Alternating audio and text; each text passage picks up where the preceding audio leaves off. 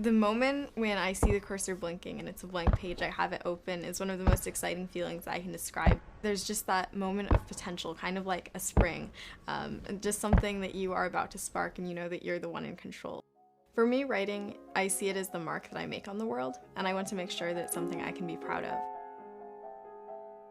When I first got my laptop when I was 6 years old, I took off, and people were like, "Why are you skipping dinner to write?" I guess it could have been seen as a little bit scary for a 6-year-old to be so into it, but I just knew that I had found what I really wanted to do. I found Word and I was like typing, and they really couldn't stop me. I was 7 when I wrote Flying Fingers, 9 with Dancing Fingers, and 10 with Young in Disguise.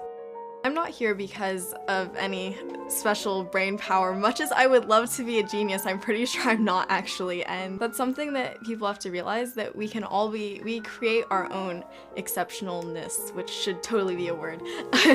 For me, I feel like the reason that I started writing and had enough confidence in myself to say I want to publish a book and do all these things was because I was naive, because I was impulsive. I didn't maybe see all the challenges that lay ahead, and if I did see them, I wouldn't let them stop me. For me, it wasn't about the laptop creating a love of writing. That was already there. It was, for me, an enabler, something that allowed me to go so much faster, to put my thoughts down almost as quickly as they occurred to me. Anything that puts that instant power, that instant audience in your hands, gives us that independence, is pretty awesome.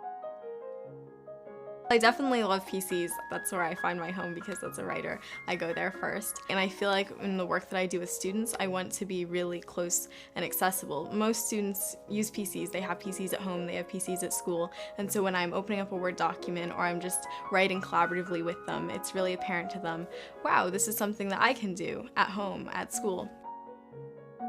I started video conferencing with schools to teach students, and pretty soon that expanded. I got an interactive whiteboard to do presentations on, and camera, lights to start recording. Suddenly I could reach all those students via video conferencing, and I could record it, I could live stream it, I could put it on the internet for people to watch later.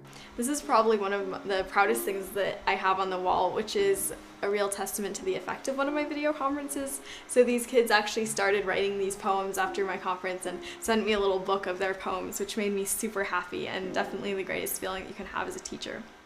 Look at your most recent poem. Those are terrible ones that I don't want you to read because I would diss them. Okay, Her that husband, does he whisper through the flames? They think so. My sister Adriana is 2 years older than me, so naturally we get into fights all the time. Not so much now that we've learned to kind of collaborate more than compete. My sister has all the musical talent. I sadly can't even sing on key. I am not singing. Yeah, I'm only singing the chorus.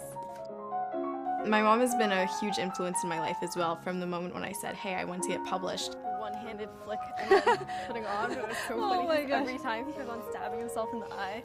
People say, I want to make a difference in a very grand general way, and while that attitude is amazing and definitely a first step, it's not good enough all on its own.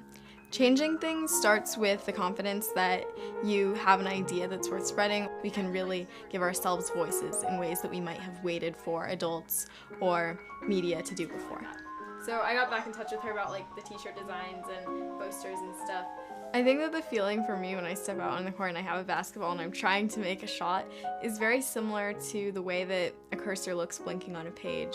It's that feeling of potential, the spring that's about to go. It's addicting. It's the reason why I keep on trying to change the world, because no matter how you do it, whether it's an action large or small, feeling that potential is essential to wanting to keep going.